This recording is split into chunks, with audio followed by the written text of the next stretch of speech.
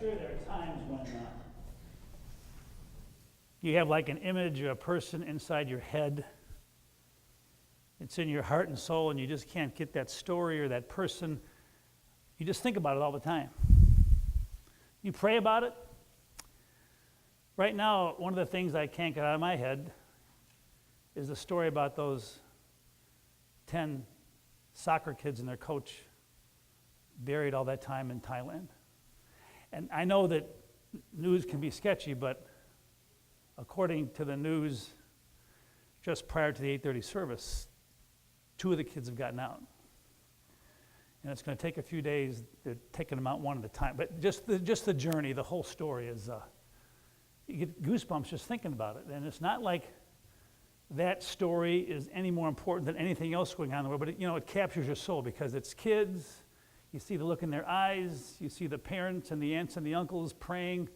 So it's one of those things where you don't just think about them, but just think about yourself and what it would be like to be a parent or a friend of one of those families. And of course, the other day, one of our own Navy SEALs lost his life trying to get down there for the first time.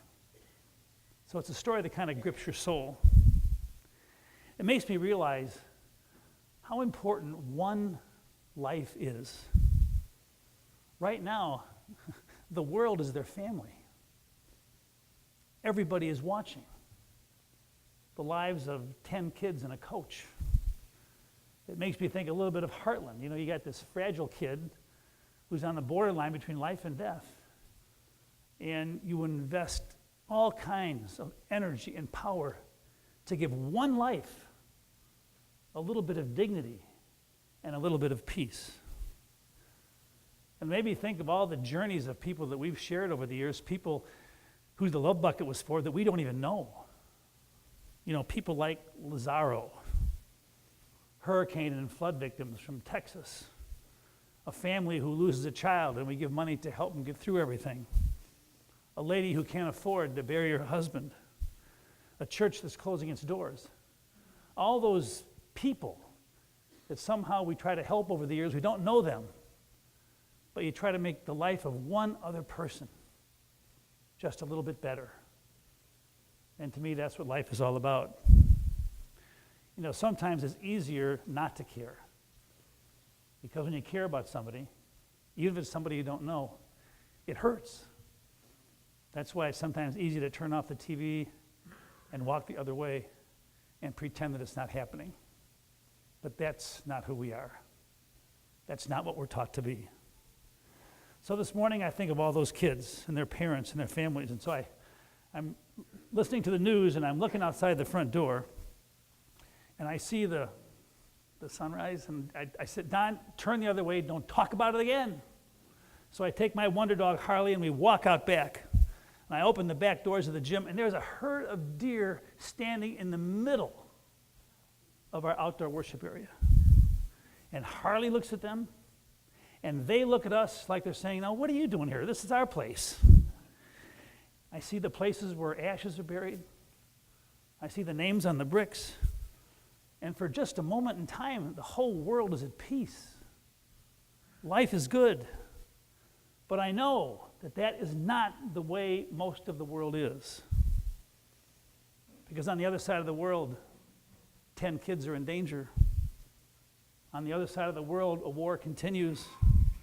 We don't have to go far to hear the sounds of a protest and gunshots just miles away from us. And yet the greatest gift of all that each one of us has is that heart song that God gives to us that lives down deep inside our soul. And it's all about the message of unconditional love.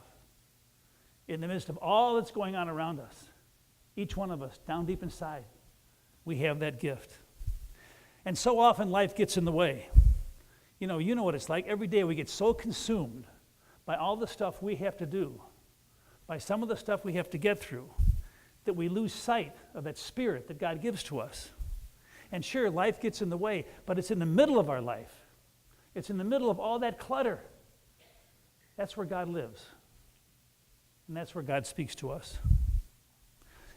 You know what it's like when you really believe that there's a higher power out there, when you really believe that that gentle carpenter lives inside the heart and the soul of each one of us, it affects the way you look at ordinary moments. It affects the way you look at other people. Because when you believe in that, we become a little less judgmental. We become a little more patient. Maybe you become a little less hard on yourself. Maybe a little less hard of others who may march to a different drummer than you do.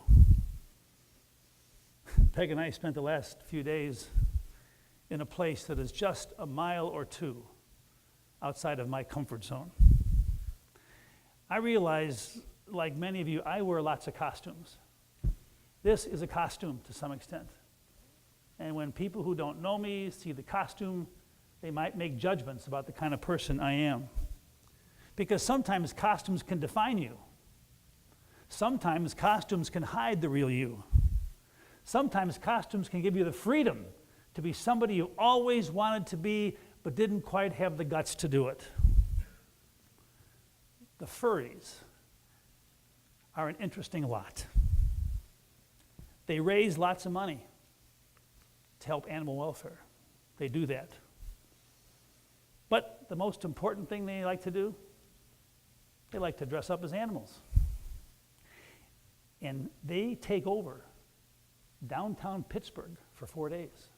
I mean, you can't go anywhere without seeing furries. Last year, there were 7,500 at the conference we attended, and there had to be twice that many this year. And as wacky and as chaotic and as different, when you're there, something is in the air. I'm no psychologist. Half the time, I don't know what I am.